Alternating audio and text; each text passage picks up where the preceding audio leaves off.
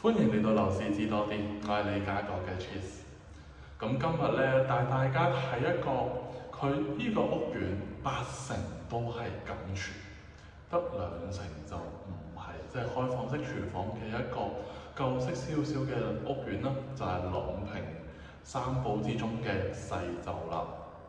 咁呢個單位咧向北望水，就符合翻咧近年嚟九雲向北見水嘅一個風氣啦。咁我哋一齊望一望單位嘅內容啦。咁呢個單位咧，一入到嚟咧，轉左就係廁所。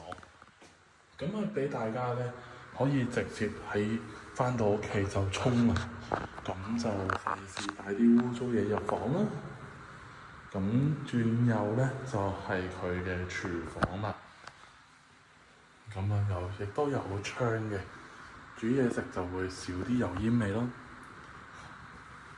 咁呢間咧飛機式廳房同向，全部都係向北望返泳池嘅。咁啊，客飯廳非常之分明啦。呢一間係主人房，業主咧就喺度咧做咗個入去嘅衣櫃啦。咁如果進取啲，其實都可以擺上做頂嘅衣櫃都得。咁做完衣櫃之後咧，呢度亦都可以擺張床。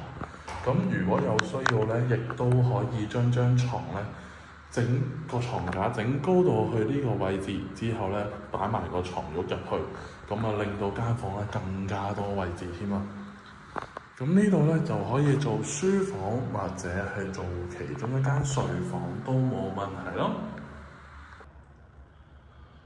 如果中意呢個單位嘅話，歡迎過嚟 WhatsApp。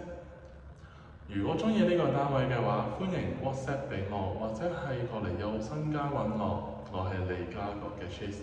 咁啊，記得要 Like、Share 同埋 Subscribe。咁買個叮叮鐘，咁就會留意到我成日 send 出嚟嘅一啲樓市新資訊啦。拜拜。